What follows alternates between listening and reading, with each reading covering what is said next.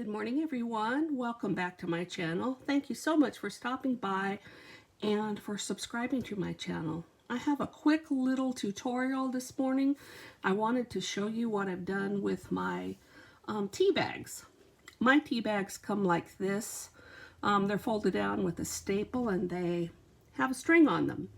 And normally I've just thrown those strings away. I still can't figure out what to do with the little used tiny staples, but I have thought of something that would be fun with the strings. So what I do with the tea bag, in case you haven't seen any tea bag videos so far, is I take the staple out, pull the string out, and then pull the tea bag down. And my tea bags are filled in the middle here. And so I use my finger sometimes and just go like this, which separates the tea bag. Or if they're wet, you can use your thumbs and go just massage them like this, and this little seam that's really only pressed together, it's not glued or anything, it'll come apart. And then you can shake your tea or rinse it off.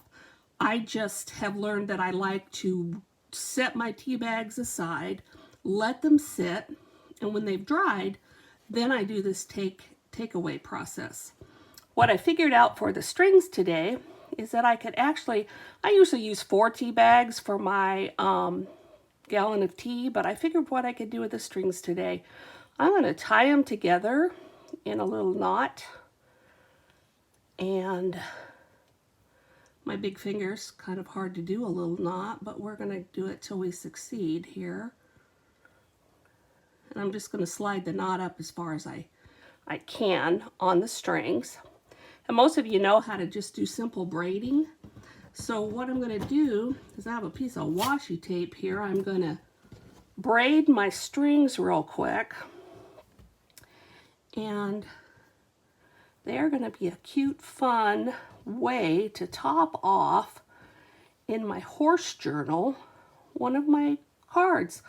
I went quickly and didn't find a tag to actually use, so I'm using a card-styled journal card from the horse. It's called On the Range by TLC Creations Vintage on Zibbit, and I will link that below.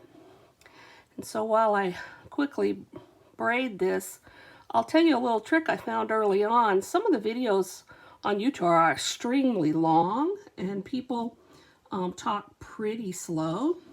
So in the upper right hand corner of your video, kind of lost my way here, that's what I get for talking, you'll find 3 dots, and you can click on those 3 dots and it'll say playback speed, and so you can play journals back. Sometimes some of the people I have talk slow enough that I can play them back at double speed.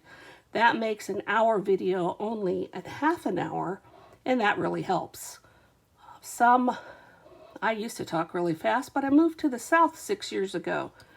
People here don't talk fast. They don't follow you in their brain fast. So if you want to get something across, you have to talk a bit slower. So I've learned to talk slower, but when I watch myself on video, all I want to do is speed myself up. So I'm almost done with this, almost to the end. I've already used vintage photo and distressed the edges of the card so that you don't see the white edge. You don't have to put much distress on in this kit that she's created, because they're already, it's a nice, beautiful brown color. Okay, that's all I'm going to do as far as braiding. I hope you can see this. I'm just going to tie a knot in the bottom part, and then what I'm going to do with this wonderful lasso is I'm going to use it for a tie. I like to go in from the front and then put the tie through the circle. And that's my topper for my tag. Now, wouldn't that be cute also to put it here as an embellishment on the horse? There's a couple different things you can do with this. Like, wouldn't this be fun? You could use it across his nose, down his side because they're long enough, and just glue that down. Just gives an extra dimension to the harness on the horse. Lots of things you can do with these. They certainly don't need to be thrown away, and it's just another fun way to upcycle. Thanks for joining me today. I hope you enjoyed this visit. Excuse me. Please subscribe. I really appreciate you guys. Thank you. Bye-bye.